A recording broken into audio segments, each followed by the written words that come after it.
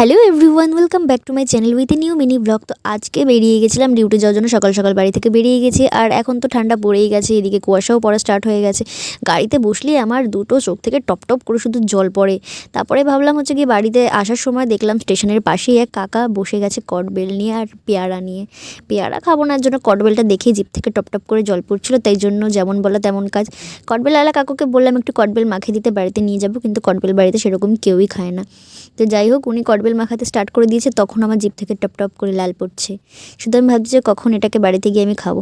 বাড়িতে চলে এসেছি, ভাত খাচ্ছি, তখনই বান্ধবীর ফোন এলো যে মেলায় বেরোতে হবে। যেমন বলা তেমন কাজ, ভাত টাতকে রেডি হয়ে গেলাম মেলায় যাওয়ার জন্য।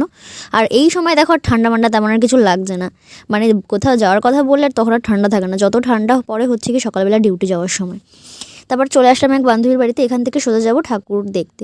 তারপর ঠাকুর দেখতে চলে আসলাম, ফার্স্টে একটা প্যান্ডেল দেখলাম, তারপরে এখানে প্রণাম টোনাম করে চলে গেলাম সেকেন্ড প্যান্ডেলটা, যেখানে মেলা হচ্ছিল।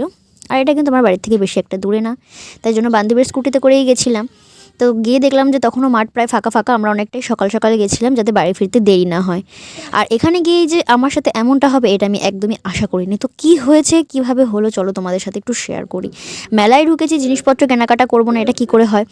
অনেক জিনিসপত্র কেনাকাটা করার পর ওরা এই বাচ্চাদের মতন এই জিনিসটাকে দেখেছে, যেটা ওরা এখন ওড়াবে আর এটাকে ক্যাচ ধরতে হবে।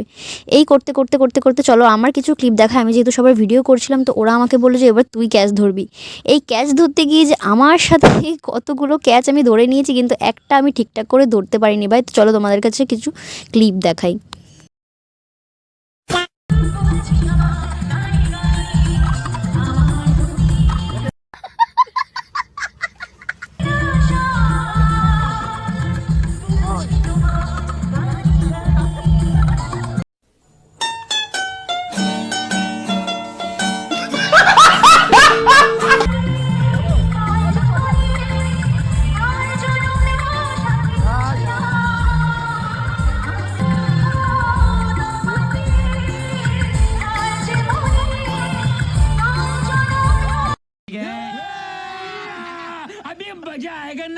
এই পর্যন্ত সব ঠিকঠাক চলছিল, আসল কীর্তনটা হয়েছে আমার বাড়ি আসার সময়। বান্ধবীর গাড়িতে উঠেই ফোনটা ভুলবশত হাত থেকে পড়ে যাওয়ায় পুরোটাই ভেঙে গেছে। এই ফোনটাই আমি এক সপ্তাহ আগেই ঠিক করে দেওয়া হয়েছে আমাকে, আবার দেখো ফোনটা ভেঙে গেছে।